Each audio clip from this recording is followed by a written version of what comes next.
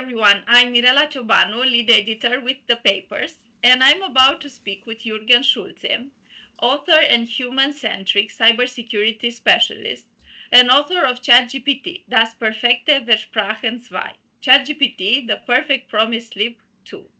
We are going to explore the transformative and potentially deceptive power of artificial intelligence, particularly in the form of natural language understanding and large language models.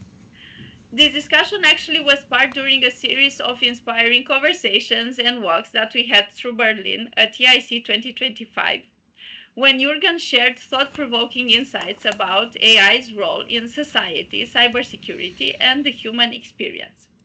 So without further ado, let's start. Jürgen, so happy to have you here with us. Thank you very much. I'm also very happy that we can spend some additional quality time after meeting in Berlin. So thank you very much for having me. So go ahead. I'm all yours. Yeah, and I hope that I pronounce the name of the book in German correctly. It was pronounced perfectly well. There is one challenge because it can't be translated verbally. That's the point. So I have yet to get my arms around finding a good English translation that fits. So It was perfect. Thank you. Especially, I think, because you mentioned during our walks that it's also a wordplay there that can be worked around to interpret the impact of this technology. But first, briefly introduce yourself for our audience and share a bit about your journey from from starting as a cybersecurity expert and becoming an AI thinker. Thank you very much. Yeah, so my life is two parts. Hopefully, I'm running into the fourth part now. So the second and third part. The second part was actually I come from social working and I got into into IT around mid of the 80s. And the first part of my professional career I spent mainly in trading, in wholesale distribution, broadline distribution, in headquarter functions. And only 2001, and this is the second part of my professional career. In 2001, I got approached by Symantec at the time, and this was my start into the cybersecurity world, which actually hasn't ended yet. So cybersecurity is very special. It's very magnetic. Once you start in that area, it's very difficult to get away from it. So Symantec kicked it off. I had also very close relationship with top cybersecurity specialists from Israel mainly. And I also started in 2009 with social media analytics, putting focus on privacy and risk in the analytics. And at that time, I added natural language capabilities in order to understand sentiment in the social media space. And so that was a new thing in the marketplace. So that dragged on for about 5 years. And while I still was working in the cyber industry, I developed around 2015 a concept for the contextual risk assessment of unstructured legacy data at rest, which means there was the time when when companies went to the cloud, and the big question was, what do we take along with us in terms of data? And there was already a lot of regulation and limitations at that time, even prior to GDPR. So companies needed to know what's the potential risk in the data once they move it into the cloud and how to deal with it, like encryption and so on. So in the beginning, they tried to just encrypt everything, which rendered the whole process useless.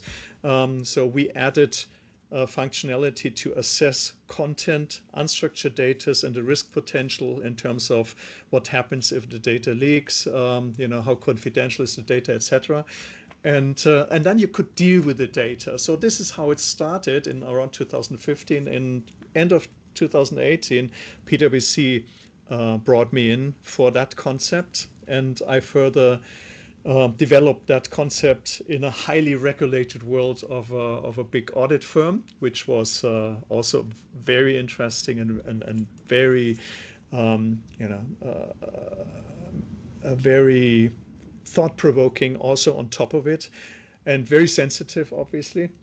And while at PwC, I continued working with companies in the AI space, and came across that human centric. You introduced me with human centricity. Yes, absolutely, because I actually published a paper together with a happiness researcher and a best-selling author in 2021 while at PwC, with the title "Can Cybersecurity Make You Happy?", which is kind of a funny headline. The short answer is yes, it can. So that was the spoiler. And that actually got very, very good traction and added the human spice to cyber, and became the foundation for the storylines of PwC for the ESG offering they had. So that led into the ESG offering. And in 2023, after I had left PwC, I got approached by a newspaper in Germany, an online newspaper, and they asked me whether I could write the same kind of paper for AI. Can AI make you happy? So that's kind of how the book started, because as you can see, I like many words, and I'm very hard time keeping things short. So the 4 pages that were expected from me turned into 140, and all of a sudden it was a book. And in end of 2023, end of 2023, I decided to add the second edition and add some extra flavor, but we'll come to that later if I understand you right. So that was in a nutshell. I could entertain you for a week, but yeah, wow! But no, actually, you have a very impressive experience, and it's interesting that you started as a caregiving professional, and then gradually went to lots of technological industry. But then again, you kind of analyze a lot about data, sentiment, and then we end up with this question: can AI make us happy? And also, we are curious what's the promise behind AI. So, yeah, your latest book, ChatGPT das perfekte Versprachen 2. What is it about? What is the core message from the book? The core message, actually, the way when I started writing that article, I found out that not only there were no answers to existing questions, but I was missing the questions. And I'm a very strict fact-based person, so I know that science only kicks in when there is a question. Science does not research without a question. So I started to identify, or trying to identify, the missing questions. It has a political dimension, a bit of a political dimension, because obviously new technology always comes with side effects. And typically those people who are selling that technology try to tell a story that keeps the side effects underneath the radar screen, as long as there are A, no questions, B, no research, and C, no answers to those elements. So obviously, there is an interest in keeping everything away that prevents sales. A very simple rule of life. We all know that. So it turned a bit political very quickly.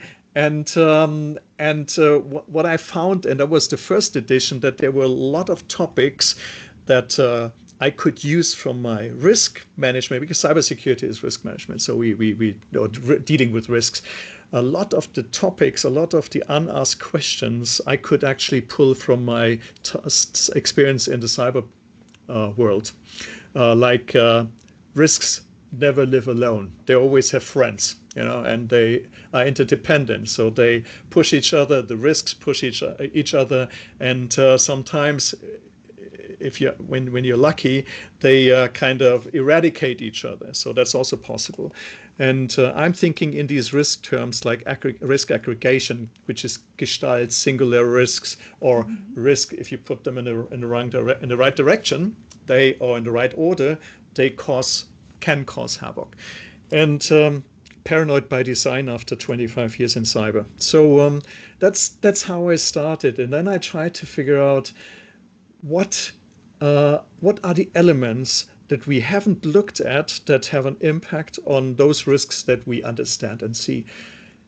And that was 140 pages all of a sudden. So I came across elements, very simple elements, such as data quality, or where does the data come from, the origin of the data, in which context does the information in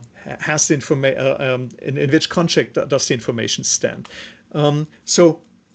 Authenticity, which is a wonderful word after one beer. So how authentic is the data? Is it validated? And so on. So when I started drilling, every topic I found opened up a plethora of new topics. And this is how the book started. So what I think is, what are the core things that I had in mind was, the first thing is, let's play and let's dance on the same party, which means making sure that we speak the same language on particular terminology. Because if you talk AI, everyone has a different picture in mind. And if you have people discussing AI with different pictures in mind, they will never find consensus. They will never find common ground to discuss. Gestalt, which is the risk aggregation thing, like 1 + 1 = 11 sometimes. So if you put things that are not considered as risks together, they might turn out becoming lethal. And like 2-component explosives, each of the components are easy to deal with. Put them together and you don't have a problem anymore. Interdependence, influencing each other. So sometimes we have situations, not necessarily risks, that have an impact on risk and accelerate and worsen the potential impact of those risks. So I was drilling into this world, digging around the obvious and drilling underneath the obvious. And for the second edition, bias was actually something that I felt in the first edition that I missed some points. I used analogies coming from identity. That's how we met in Berlin, European Identity Conference. And but I thought I need a better picture, to put a better picture in the mind of people. And bias is a very big issue, particularly with large language models that of the first generation that actually got started by just filling everything on the information that was available, digitized into the systems and see what happens. And if you understand bias, how bias starts, then you know that these systems don't represent reality, they represent bias. Because very simple thing, women are not represented properly in large language systems, although they represent half of mankind. So it's I call it marginalized groups that are not properly represented for all sorts of reasons, societal reasons, political reasons. So that's something where I found we might be running, if you're not aware of that, we might be running into. Yeah. We'll explore more the themes. So to understand the reason behind starting the book, was not necessarily the question, can AI make you happy, is more, what is the risk behind using too much or AI, one thing. And another thing that I took from what you mentioned, maybe to clarify a bit for the audience, indeed, the people when talk about AI, everyone has a different view. Could be something like data analytics or some algorithms or large language models. In your book specifically, to what type of AI you are referring? Actually, what we have today is big data combined with statistics. That's what we have. Okay. So we don't have AI. Also, depending on if you look at it from a technology standpoint, you get a different answer than if you look at it from a philosophical standpoint.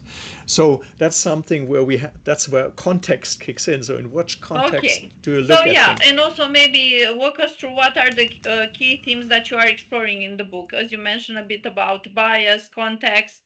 Yeah, what are the top 3, 5 insights that the reader should take away from the book?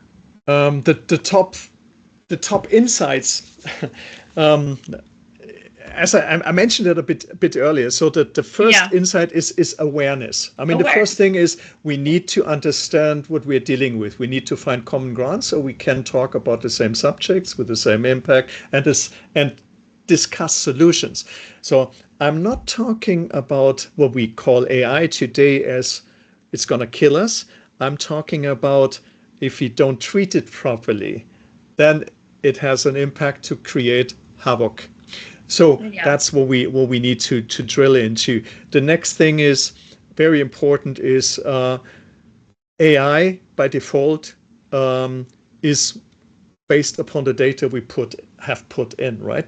So I was actually in a big argument with Perplexity because Perplexity didn't know something that I was absolutely sure that it existed. So I ran into an argument with Perplexity, and I even got help from ChatGPT on my point, but Perplexity didn't know. Had I taken the outcome of Perplexity answer for granted, I would have been wrong.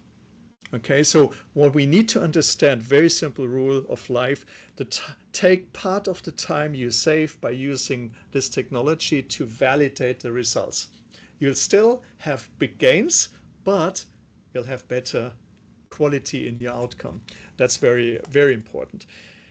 The next thing is very important that we need to understand what it does to our behavior, because we change our behavior if you use technologies like that. We are striving for instant gratification, which is also based on endorphins. So you're talking about does it make us happy? Yeah, on a short term, it makes us happy because we get an instant answer, which looks good, and we can drag on and save a lot of time. So that makes us happy in the beginning.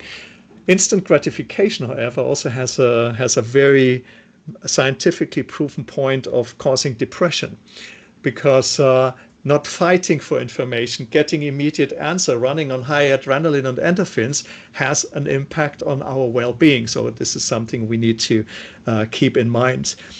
So data quality, outcome, validation is very important. We also need to understand that from a physiological or from a brain research standpoint, and you had sent me something in preparation. I had it in the first edition already.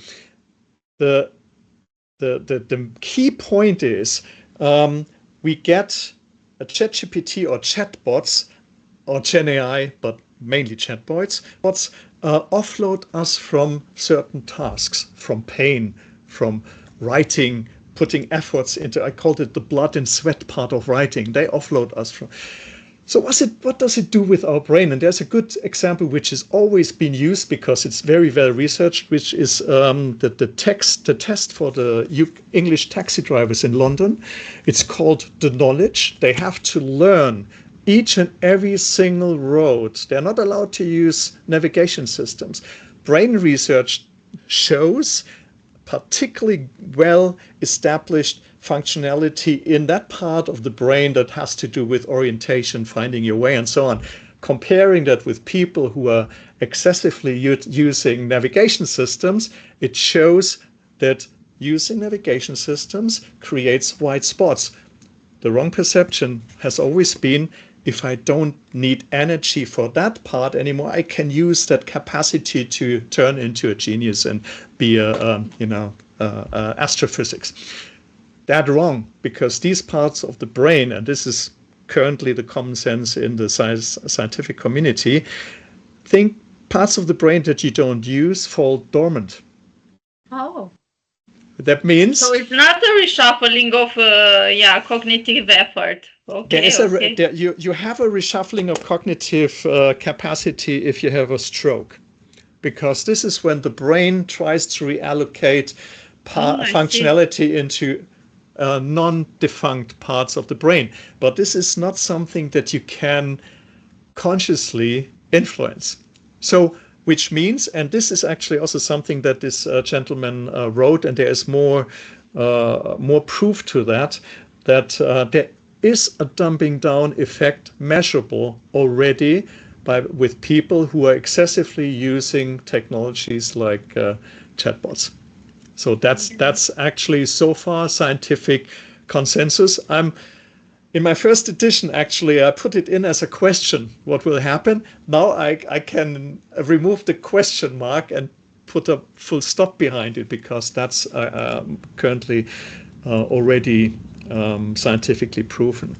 So my personal opinion, and there's always a big question on the solution, we are talking here about a complementary technology that helps us doing tasks better, that are not necessarily helping us to evolve as human beings intellectually. So repetitive, dumb tasks, this is where it helps us. But writing, for example, writing is a very creative task. And when I think about my book, I actually didn't use ChatGPT to write the book for a very simple reason. I put messages between the lines. I like double meanings. I like to challenge people when I write. ChatGPT cannot do that. That's so far, it's impossible to put metadata between the lines. So there is some, or I called it the fear of the empty page. For an author, an empty page is a threat. Okay, how to get started. So to keep it short, one way is ask ChatGPT. No interaction, human interaction is part of developing intelligence. I call a friend. So I get into, so there's a lot of things that we just need to be aware of to consciously use that wonderful, cool technology to our benefit. So on the other hand, exactly, you mentioned that it is a wonderful, cool technology. If we are to look on what can we do at this point to reap the benefits out of it, because if you think, many technologies can also have downsides. Even the smartphone, if you spend too much time, I don't know, browsing on TikTok, you waste time, it's not useful. But then again, you can use it, I don't know, to check some information and you become smarter. So the same maybe also, let's also see some potential benefits that we can take out of this technology. I mean, taking into account that we are talking to a mainly financial community here, so I got to make sure that we don't leave that community out of the equation here. Exactly. But to answer your question, I have to. One very important point that we always have to bear in mind is what's the level of digital literacy of the society we are implementing this technology, and there are big differences. If you look, for example, in the Nordics, they're about 10 years ahead of Germany. I'm not aware about your country. I know that digitization is a big thing. Nearshoring is a big thing. There's a lot of intelligence because Romania is a small country. So there's you have a lot of levers during the last 10 years that you turned into education and stuff. So I wouldn't know what the status is, but you need to apply different mechanics and different thinking on different levels of maturity, digital maturity. Mm-hmm. That's very important. So there is not a single answer to how to get going. Key is, and this is how my Nordic friends tell me, deal with it. Gin is out of the bottle. You can't put her back into the bottle. So it's not the question, should we or should we not? The question is, how can we deal with it in a responsible way? And responsibility in organizations, responsibility is fairly easy to implement through rules and regulations. Regulations are not necessarily the best thing to motivate people to deal with new technology and be innovative. So self-responsibility and trust are elements that need to come along with it. So we need to put faith and trust into people, particularly in organizations, to deal with the technology responsibly. If corporate governance is where it is supposed to be, then this is not a problem. So Yeah. And for example, yeah, if you are using it responsible and you are adapting it to the population, to their level of digital literacy education, what are some practical use cases that you see, for example, yeah, in financial world? How can banks, I don't know, deploy this type of technologies it's to help customers perfectionate their products, services? What do I you think? mean there are two answers to the story here. The first answer is what will happen, and the second is it good or not? So what will happen and what's already happening is customer service is capitalizing on the technology to automatize uh, client communication. So that's something, whether we like it or not, this is something that's happening, and it's getting better actually, because we all know the issue of being in a waiting loop on the telephone and waiting for 3 hours for someone to answer a call versus having a chatbot at least asking some obvious questions and to get good answers to the questions, because these chatbots at a bank, for example, or insurance company, they pull real data from the system.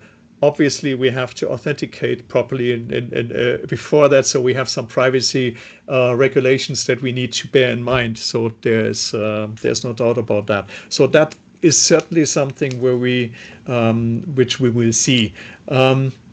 Like risk analysis. We can do quicker risk assessments. Also with unstructured data versus in the old life, we could do some database analysis and stuff, but now we can also do risk analysis in unstructured data. That's very cool because we are short on resources in cybersecurity, so we need the robots to help us, because Yeah. those guys giving us the crumbs and making our lives miserable, they also use the robots. So it's a bit of level playing field scenario, a balance of power that we have to bear in mind here. The next is like bespoke offerings. Just to name a third one, I love the fact that you can create, with the right technology, you can create tailored, customized, bespoke offerings to clients in a snap, in a split second, which are validated, checked, double checked without human interaction. It's bad for those people who did it before, but we still need them to validate this stuff on top of it. But the bandwidth and the capacity of dealing with bespoke offerings has tenfolded with that technology. So I get actually a customized, personalized offering that fits perfectly to my needs. I don't need to try to find something which kind of matches my requirements. So that's I think is a very, very cool new offering, a new product. And so obviously there's also in threat analysis, behavioral analytics, and so on, you can do a lot of pattern recognition things which go beyond the chatbots. And also in authentication, because we are trying to move away from username password thing. So there are a lot of elements that make lives of the consumer easier and at the same time less risky. Yeah. Yeah, so actually, there are many benefits if you think for financial institutions. But on the other hand, I have this feeling that this industry is also highly regulated. Will regulators keep up pace? Or how can we make AI accountable and auditable? What do you think here? Uh, that was my first question when one of my colleagues at PwC started off with responsible AI as a partner and making AI audible. It's kind of an operation, an open heart surgery, because we are dealing with a living organism here. So Yeah, which makes it a bit difficult. Algorithms, unless you're dealing with them in the open source space, are typically proprietary. So the big players, they don't disclose what they do in the background with the data, how they do the number crunching and algorithms and stuff.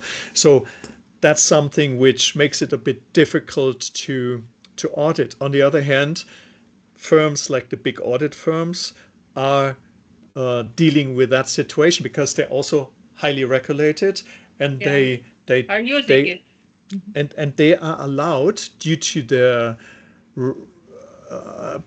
the status they have in terms of privacy and information leakage and so stuff. They are highly they deal with highly confidential data anyway, so they can be part of the whole process of developing, implementing, and exercising technology in organizations. So for the banks, the only way to deal with that situation is actually vice principal dealing with organizations that they trust and drill deep into their technology. One thing which is, and I don't get my arms around that, which is transparency towards the consumer, because it's very complicated. It's all very complicated, and it's very difficult to create and maintain trust using that technology, because it's a bit of a gray or even black box for most of the people. They say, why don't I get my credit? It's been a machine. What information did this machine base their assumption on? I didn't talk to anyone. They don't know me. I'm a nice guy, so why didn't I get? This is the stuff where the human factor actually kicks in, and where we need to get our arms around. And I have no answer for that yet. I see. But until we get the answer, I'm also curious, because you have so much professional experience. If you are to compare, we have this big, probably there are more, but these two are kind of big inventions of our time, the internet and AI. If you are to compare them in terms of speed of evolution, their social, economic impact, how do this compare? How do they shape each other? What do you think is more powerful? Did we learn anything from how internet started and how we made it work for the humanity? Yeah, what? This could be actually, this question could be a book on its own. So let's try to keep it short. First of all, terminology. The internet is just a protocol. The internet by default is stupid. So it doesn't have any information. It's just the road. And the question is, what do we put on that road? I think the internet paved the road for AI. That's the way how I look at it. Internet is a tool. So we need to differentiate between World Wide Web and the internet. So internet as a protocol, it just creates the infrastructure that we now use to run all that wonderful AI stuff on. So that's one part. Actually, the AI pulled the data from the World Wide Web, because the internet made data available to the consumer through the World Wide Web. So we need to deal a bit with the terminology here. So I think they're not comparable in technology and societal impact, not at all, because we must not miss the point on social media, which actually was another story after kicking in after e-commerce and stuff. Social media kicked in, because that's part of the context that we need to see AI in. So AI is using what the data that we collected during the last, since 1993 or so, plus anything that's been digitized from the times from the 1,000 years or 2,000 years before. So that's been filled into the big data repository. So I think AI is ahead of the game by default, because it has a working infrastructure, working infrastructure that it can capitalize on. So the speed and implementation, just think of it. There has been, OpenAI has been working behind the scenes already in collecting data also, but the rollout, it was there broadly available after 1 year. The whole planet was dealing with it.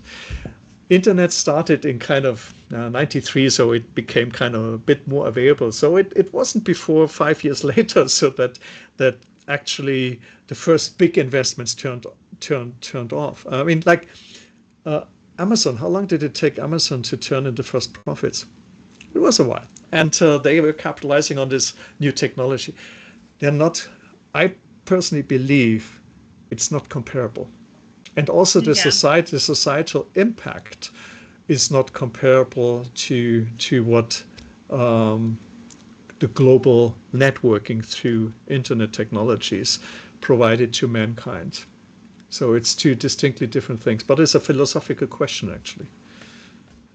So how do, since you mentioned that the societal impact is powerful, how do we remain safe and empowered as people, as businesses, as societies in this? It's another book. Safety is a flawed concept. There is no safety on the planet. So it's also, as I said, it's a bit of a philosophical question. We can make the world more or less secure, but we no, put it a different way. We could make the world more or less unsecure because there is no security. We're dealing with risks. Security means we are secure, but we are not. So that's first thing. So it's also about expectation setting. What do we expect? If someone calls me and said, "I'm making your infrastructure even more secure, just buy that software," with all respect, that's nonsense, because I've never been secure. I've been not exposed enough to be an attractive target yet. If I was, my security would go down the drain very quickly, I'm sure. And on top of it, I don't even know whether I've been hacked already or not. So but that's the old story that you know. So we need to understand the risks, and we need to, as a first step, we need to understand our values, whether it's societal values or monetary values. So that's the first thing. So understand where the crown jewels, in our industry, we call that the crown jewels. We need to understand the value of uptime, of running in terms of business continuity. We need to understand the business impact if the business does not run, because this is also risk management. If I'm running a butcher shop, my IT service isn't necessarily so important, because worst case, I just sell the steak and charge cash. It's a different story for an online store. So what I came across in my old life, or one of my old lives, was that if you ask the people, what's the most important thing in your organization that needs to run to keep you alive, most of the companies couldn't answer, because they didn't know what's important to their success. And if you ask them, if something happens like this, they were not prepared in terms of business impact. They didn't know what impact it could potentially have to them if the line is shut down. So what's very important, I personally think, is we need to factor time in for validation, as I mentioned earlier, and we would still be ahead of the curve. So we need to understand that we need to have still the same mechanics in terms of validating output, validating results, making sure that our systems are running than before, but we'll be more efficient nevertheless. So we'll have a gain. We will still have the gain. And regulation is also important. I mean, it's a very, very important part. My personal opinion is people don't do things voluntarily if that is connected to extra efforts. They just don't do it. And that means regulation is like the red traffic light. It's nothing more than a red traffic light. Don't drive unless you want to kill or get hit. And the same here, we need to have regulation in place. We need to regulate the origin of the threats, and not those people who are potentially suffering from the threats, like the consumer. It's been like digital rights management in the old times, like in the music industry. Digital rights management made sure that those people couldn't copy who did that in bad intent, but you penalized everyone else who wouldn't copy the music and buy the music. So you penalized also the good guys. And that's the balance that we have to have in mind, that we first of all be transparent with the regulations, make sure that it's fair, executable, administrable, and that is also competitive in the global context. That's also very important. So it doesn't make sense if we cut ourselves out of the global business world by adhering or applying too strict regulations. And as a last point, I think where we need to drill into is lobbyism. I think if we get lobbyism on a political side under control, we'll be better off, much better. So we'll be quicker, we'll be more responsible, and we'll be more conscious in choosing technology. So, but that's, as I said, that's a bit of a political point. Another book. Another book, yeah. Great. So I take from here that, yeah, being safe or security is the ultimate goal. It's more about being empowered to, yeah, getting there. And it's about understanding risk, understanding what are your values, also understanding how your success looks like, to know where you have to go, also validate things, regulation. So yeah, Jürgen, it has been a pleasure talking with you. And the last note, where can people find more about you and your book? How can we, yeah, buy it? First of all, I need to translate it into English. So that's the next step, actually. So I promise I will do that. I'm available on LinkedIn, so I'm more than happy to get into discussion with everyone who is interested. I love being challenged. It's wonderful to develop further, to get new information and get new challenges to develop. So LinkedIn is probably the best place to find me. Great. Thank you so much for today's discussion. And yeah, we look forward to meeting you again. I thank you very much for your nice invitation and hope to see you anytime soon again.